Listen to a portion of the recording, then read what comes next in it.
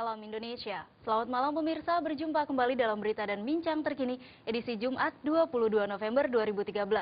Serangkaian berita telah kami siapkan, diantaranya aksi unjuk rasa mengecam aksi penyadapan yang dilakukan Australia masih terus disuarakan. Dan mantan Direktur Utama PT Duta Sari Citra Laras yang juga tersangka kasus dugaan korupsi Hambalang, Mahfud Roso mengaku siap ditahan KPK. Saya Linda Puspitasari, berikut berita selengkapnya.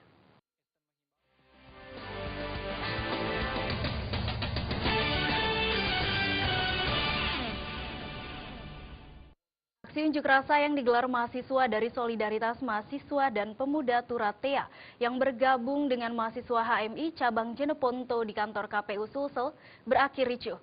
Kericuhan terjadi saat pegawai dari KPU Sulsel terlibat baku pukul dengan mahasiswa yang mencoba masuk ke dalam kantor. Kericuan ini terjadi saat mahasiswa gabungan HMI cabang Jeneponto dan Solidaritas Mahasiswa dan Pemuda Jeneponto terlibat baku pukul dengan pegawai kantor KPU Sulawesi Selatan Jumat siang. Kericuan ini dipicu aksi mahasiswa yang mencoba masuk ke dalam kantor KPU. Pegawai KPU yang geram dengan aksi mahasiswa tersebut kemudian menghalau usaha mereka. Akibatnya, aksi saling pukul tidak terhindarkan.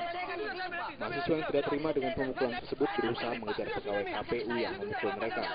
Namun, aksi mahasiswa tersebut dapat diredam oleh aparat kepolisian yang kemudian memaksa mahasiswa keluar area kantor KPU Sulawesi Selatan. Sebelumnya, mahasiswa dari Solidaritas Mahasiswa dan Pemuda Turatea bersama HMI cabang Jeneponto menggelar unjuk rasa menuntut pembatalan seleksi KPUD Jeneponto. Mahasiswa menilai hasil seleksi calon komisioner KPUD Jeneponto diwarnai banyak aksi kecurangan. Mahasiswa juga meminta proses seleksi tersebut tidak dilanjutkan dan mendesak KPU Sulawesi Selatan mengambil alih proses tersebut. Kasih pinjam megafonnya supaya jelas. Ya, begitu yang adil. Dari Makassar, Sulawesi Selatan, Muhammad Asri melaporkan. Kita ke Jakarta, pemirsa. Gelombang aksi unjuk rasa memprotes penyadapan yang dilakukan negara Australia kepada Presiden beserta para pejabat lainnya terus disuarakan. Di Jakarta, Ormas Komando Pejuang Merah Putih dan Front Pembela Islam melakukan aksi unjuk rasa di depan kantor Dubes Australia dengan cara membakar bendera dan melempari Dubes Australia dengan telur busuk.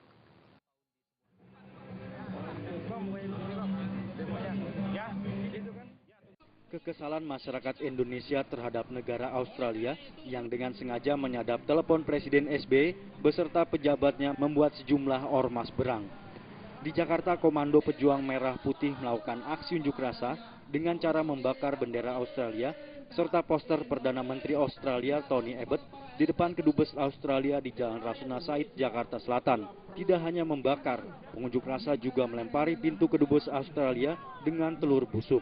Sebagai salah satu bentuk busuknya pemerintahan Australia yang tidak mau mengakui kesalahannya dan meminta maaf kepada pemerintah dan masyarakat Indonesia. Pertama, putuskan hubungan diplomatik antara Indonesia dan Australia. Usir duta besarnya secara tidak terhormat. Dan kita akan blokir semua produk-produk Australia. Bila perlu, kita berantas semua, kita razia semua orang Australia yang ada di Indonesia. Ini merupakan penghinaan Indonesia. Sebagai negara yang berdaulat. Buktikan, bila mana pemerintah tidak tegas, bila mana pemerintah tidak berani melakukan apapun. Kita, saya selaku anak bangsa dan seluruh teman-teman saya 33 provinsi. Kita semua siap perang. Tak hanya Komando Pejuang Merah Putih, Front Pembela Islam juga melakukan aksi serupa. Ratusan massa FPI ini melakukan aksi sebagai protes atas penyadapan intelijen Australia terhadap Presiden Susilo Bambang Yudhoyono. Bahwasanya negara kita digunakan Satuan Republik Indonesia. Jangan hanya barisan pertama coba maju selangkah, barisan pertama, barisan kedua dan mengikut, barisan pertama maju selangkah. Akibat aksi unjuk rasa ini, arus lalu lintas di Jalan Raya Rasuna Said menuju Mampang, Jakarta Selatan mengalami kemacetan. Dari Jakarta, Rizky Nur Muhammad melaporkan. Ke informasi lain, pemirsa, bagi Anda yang memiliki pembantu rumah tangga, ada baiknya harus berhati-hati. Di Bekasi, Jawa Barat, seorang pembantu rumah tangga di Jalan Kedau Raya, Jati Rahayu, Bekasi, ditangkap polisi karena membawa kabur anak majikannya. Pelaku yang baru sehari bekerja ini membawa bocah berusia 6 tahun saat kedua orang tua korban sedang pergi bekerja.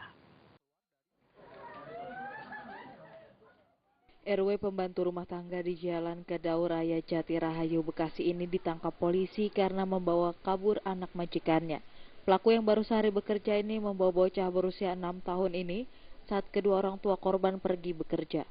Awalnya pelaku membawa korban ke kampung halaman tersangka, namun saat sampai tujuan pelaku kebingungan karena rumah orang tuanya sudah dibeli orang sehingga tidak bisa lagi tinggal di kampung. Kemudian pelaku mengajak bocah itu kembali ke Jakarta, namun uang pelaku tidak cukup sehingga korban ditinggal di Desa Karangwangi, Jalan Wijaya Kusuma, Kecamatan Karangwangi, Cirebon, Jawa Barat. Menurut Kepala Bidang Humas Polda Metro Jaya, Kombes Pol Rikwanto, polisi berhasil menemukan korban atas laporan warga yang menemukan korban dan membawa korban ke kantor polisi terdekat. Di kantor polisi, Afnan menghubungi orang tuanya karena ia hafal nomor ponsel orang tuanya. Bantu yang bekerja di rumah majikan baru 1 hari sudah membawa lari putri daripada majikannya sampai dengan ke Cirebon. Di Cirebon kebingungan mau balik lagi nggak punya ongkos, akhirnya ditinggal di pinggir jalan. Anak tersebut atas nama Afnan, perempuan usia 6 tahun. Sementara itu, Kepala Satuan Reserse Mobile Direktorat Reserse Kriminal Umum Polda Metro Jaya, AKBP Adex Yudi Suwan mengatakan, niat pelaku untuk bekerja malah membawa kabur anak majikannya dengan alasan pelaku tertarik karena anak itu pintar.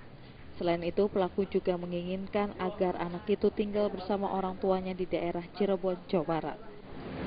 Tapi dia sudah melakukan upaya tersebut karena tertarik dengan anak itu yang cukup cerdas, ya. Dan anak ini bisa ditemukan oleh keluarganya karena dia bisa menghafal nomor telepon kedua orang tuanya. Jadi saat ditemukan oleh warga, dia minta tolong kepada orang tersebut untuk menghubungin orang tuanya. Dari Jakarta, Zikri Amin melaporkan. Sekjen DPR Winan Tuning Tiastiti diperiksa Komisi Pemberantasan Korupsi KPK untuk tersangka Anas Urbaningrum. Informasi tersebut akan kami hadirkan sesaat lagi.